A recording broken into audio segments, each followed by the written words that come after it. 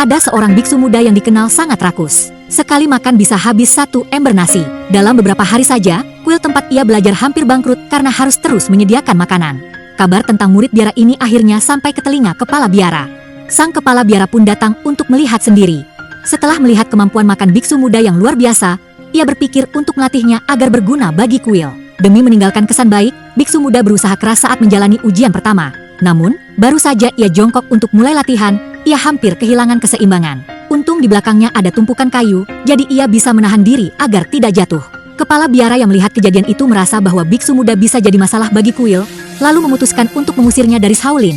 Biksu muda yang tak punya pilihan akhirnya memohon agar diberi kesempatan lain. Ia bahkan memberikan sebatang emas sebagai tanda niat baiknya. Kepala biara pun luluh dan memberinya waktu 1 hari untuk berlatih agar bisa mencapai tingkat pendekar kelima. Latihan pun dimulai.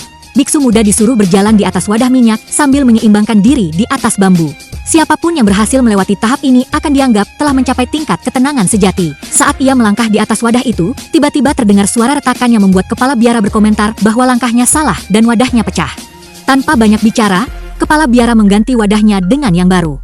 Biksu muda melanjutkan latihan dan kali ini berhasil menyeberang tanpa kesalahan sedikit pun. Tantangan berikutnya adalah ilmu napas baja, latihan yang mengharuskannya berjalan di atas paku baja tajam.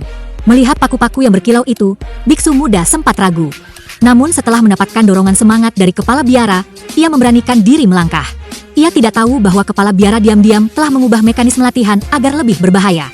Saat ia menapakkan kaki, paku-paku itu tiba-tiba lenyap begitu saja. Aneh, karena biksu muda sama sekali tidak merasa sakit. Ia justru berhasil melangkah mulus sampai akhir. Tahapan terakhir adalah latihan tertinggi, yaitu ilmu lingkaran air baja.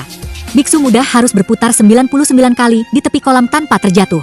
Namun baru 2 putaran, kakinya terpeleset dan tanpa sengaja menendang patung kuda raksasa hingga roboh dan menimpa kepala biara. Kepala biara marah besar, tetapi di balik amarahnya ia sadar bahwa biksu muda telah mencapai tingkat ilmu yang sulit dijelaskan. Dalam hati, ia mengakui bahwa meski ceroboh, kemampuan biksu muda kini sudah berada di luar nalar. Sejak hari itu, di biara Shaolin hanya ada 1 julukan untuknya, biksu muda sang pendekar tak terkalahkan.